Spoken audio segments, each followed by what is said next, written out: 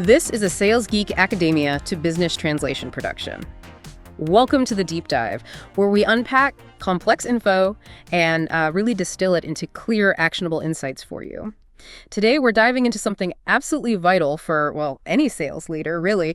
It's the evolving landscape of sales skills, specifically in B2B. The world's changing fast, and what it takes to succeed, that's shifting right along with it.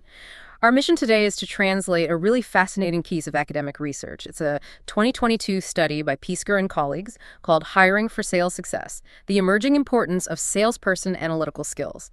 Now, this isn't just dry theory. It's based on millions of job postings, insights from top execs, surveys. We're going to turn all that into practical strategies you can actually use. Exactly. I mean, we've all seen it, right? The market turbulence, the increasing product complexity, just the sheer volume of information out there. Sales roles are just so much more intricate than they used to be. And this research, it really puts a spotlight on where our, let's say, traditional view of a good salesperson might be. Well, lagging behind reality. Lagging behind reality. Okay, let's unpack that. What's really driving this massive transformation in sales? Why are those old playbooks suddenly feeling so outdated? Well, think about it. For years, decades even, salespeople added value because they were the gatekeepers of product information. Sure, they knew the specs, the features, how it worked. Exactly, they held the keys. But now, customers have, a universe of data at their fingertips.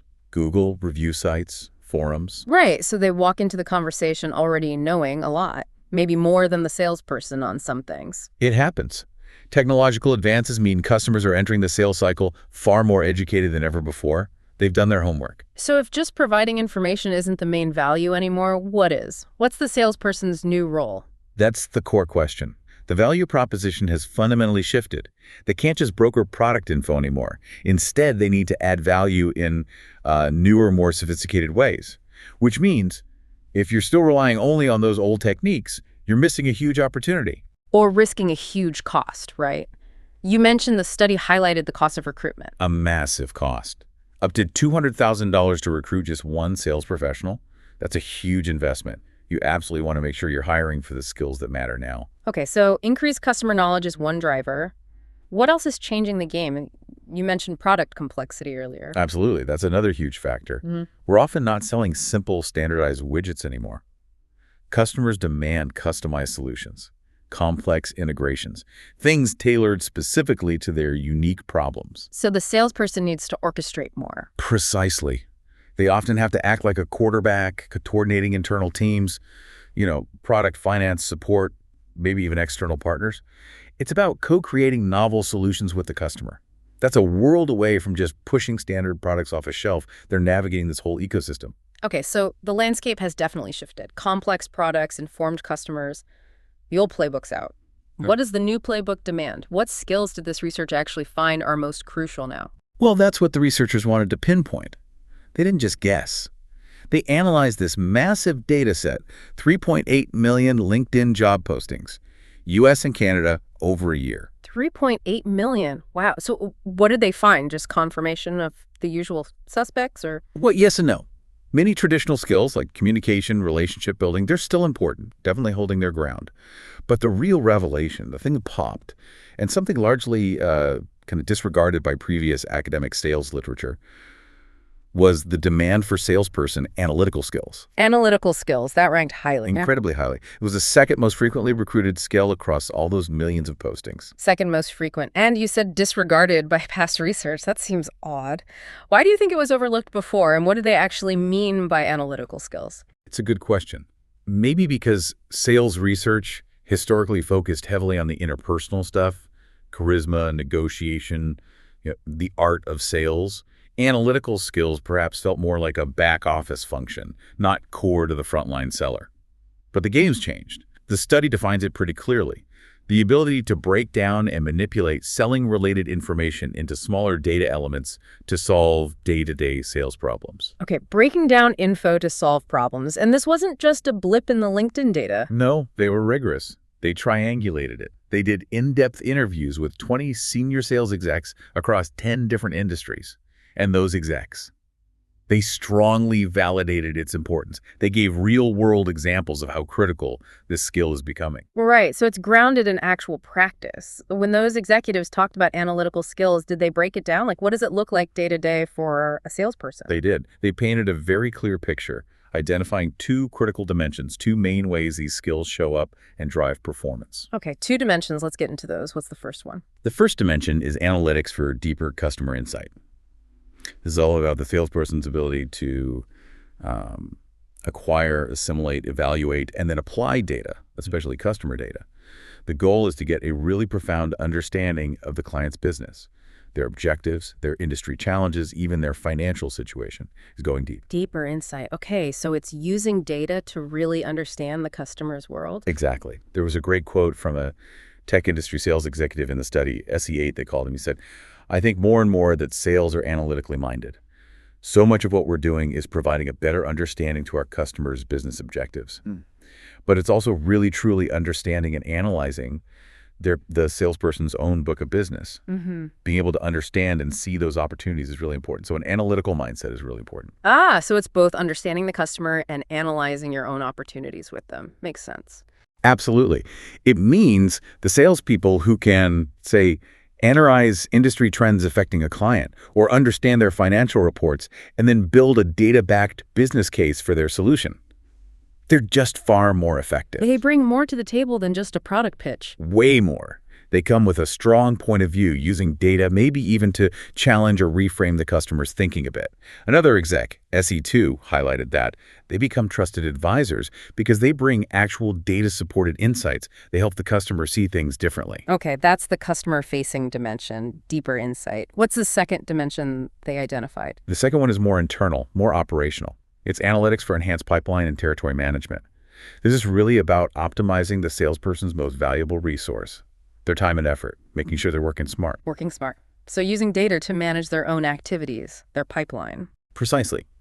It's about using data to identify, your A customers, your B is, your C is, understanding your actual close rates for different types of deals, setting realistic pipeline generation targets based on that data so you can actually hit quota. So using the CRM for more than just logging calls. Way more. Leveraging tools like Salesforce or Dynamics, not just for data entry, but to actively analyze performance, self-monitoring, proactively managing their territory, maybe looking at win rates by industry or deal size to figure out where to focus their energy for the best results. It's turning data into personal selling intelligence. Yeah, that same executive, SE2, touched on that too, didn't he? About identifying the ABC customers. He did. He said, in sales, one of the more fundamental decisions is ultimately where you are spending your time to get the best results. And he talked about understanding close rates, opportunity coverage needed, backtracking from the goal to figure out the required pipeline. That all takes analytical skill, knowing the numbers behind your own performance. Right. It allows for that self-monitoring, benchmarking, seeing what works. Definitely working smarter. Okay, so the skill is important. It shows up in these 2 key ways. But did the study actually measure the impact? Like, does having these skills directly lead to better performance? Yes, they went there too. Yeah. They did surveys with 251 B2B salespeople, asking them to rate their selling effectiveness compared to their peers. And the results, pretty clear cut. A direct positive link between salesperson analytical skills and sales performance. So better analytical skills, better performance. Makes sense. But you said there's something else intriguing. There was. And this is maybe even more powerful for leaders. It's not just about having the skill. They found that analytical skills actually strengthen the positive relationship between salesperson effort and sales performance. Okay, wait. Say that again. It strengthens the link between effort and performance. Exactly. Think of it like a lever. Analytical skills make the effort you put in count for more. They amplify the impact. So if I've got someone on my team who's working incredibly hard, putting in the hours, but maybe not seeing the results, a lack of analytical skill could be why their effort isn't translating effectively. That's a very real possibility based on this research. Imagine all those hours, those calls, those emails. Now imagine if that effort was precisely targeted using data, focusing on the right accounts with the right message at the right time. That's the amplifying effect. Smart effort delivers much higher returns. That's huge. And you're saying these skills can be developed. They're not just fixed traits. Critically, yes. The study describes them as observable behavioral actions, not like innate personality or IQ. This means you can train them. You can coach them. They're a tangible lever you, as a leader, can pull to improve team performance. You can teach these behaviors and see real results. That is really encouraging news. Okay, so analytical skills are this emerging star. Does that mean the traditional stuff, communication, listening, is less important now? Not at all. It's definitely an and situation, not an either. Communication, active listening, collaboration. They remain absolutely fundamental. You still need to build rapport, deeply understand customer problems, work effectively with internal teams and partners. Right, modern selling is rarely a solo act anymore. Exactly, it's integrated teams. Those interpersonal skills are the bedrock. They're how you deliver the analytical insights effectively and build the trust needed to act on them. Great data is useless if you can't communicate it or build relationships. What about tech skills? They seem to be everywhere in job descriptions. How do they fit in? Yeah, technology skills have definitely shot up in importance. The LinkedIn data showed them as the skill with the biggest increase in demand. But here's the key distinction. It's often not just about knowing how to use the tool, like clicking buttons in the CRM. It's about being able to interpret the output, understanding the data the technology gives you, drawing insights, and applying them, which ties directly back to Analytical skills, got it. Yeah. It's about making sense of the tech's output. Okay, this paints a challenging picture for sales leaders, though, doesn't it? You need people who are great with relationships and great with analysis. That's the strategic tension, absolutely. How do you build a team that's both relationship savvy and analytical savvy? It requires real thought. Do you try and find unicorns who are brilliant at both? Which sounds difficult and expensive. Right. Or do you make a conscious trade-off? Maybe you lean into the strengths you can hire for more easily and then support the other areas. For example? Well, say your selling environment has tools that automate a lot of the analysis, pushing insights to the reps. In that case, maybe you prioritize hiring fantastic relationship builders. And then train them specifically on how to interpret and use the insights provided by the tools. Exactly. Conversely, if your sales require a lot of ad hoc, on-the-fly analysis, digging into data, building custom models, maybe you have to prioritize hiring for strong analytical skills. And then find ways to support the relationship side, maybe through team selling or strong marketing collateral. Precisely. It depends entirely on your specific context, your products, your customers. The key really seems to be intentionality, doesn't it? Knowing what you're optimizing for. That's it. Understanding where potential skill gaps might be before you hire allows for much more focused, effective training. Instead of a generic, diluted approach trying to boil the ocean, it's moving from just filling a role to strategically designing for success in this new, data-rich sales world. Okay, so wrapping this up, what does this all mean for you, the sales leader listening right now? The bottom line is the sales landscape demands a new breed of professional, someone who can genuinely leverage data, think analytically, understand customers deeply, and optimize their own effort to drive top performance. And the really good news, as we discuss, these analytical skills aren't just innate gifts. They can be built, developed, and coached within your team. So, based on this deep dive, here are 3 actionable takeaways you can implement, well, starting today. First, revise your hiring profiles. Actively screen for analytical skills. Look beyond just years of sales experience. Ask behavioral questions. Look for evidence of data interpretation, problem solving with info, strategic thinking. Ask for specific examples. Tell me about a time you used data to close a tough deal or to manage your territory more effectively. Right. Make it concrete. Second, invest in analytical training. Don't just assume they'll pick it up. Implement targeted development. Focus on data literacy, sure, but also applying it. Effective CRM use for insights, pipeline forecasting, building customer business acumen, use case studies, simulations. Teach them how to turn data into action. Practical application is key. And third, coach for smart effort. Shift your coaching. Move beyond just tracking raw activity metrics calls. Emails focus more on impact metrics. Help your team use their analytical skills to prioritize accounts, spot the best opportunities, tailor solutions using those deep insights, and allocate their time where it yields the highest return.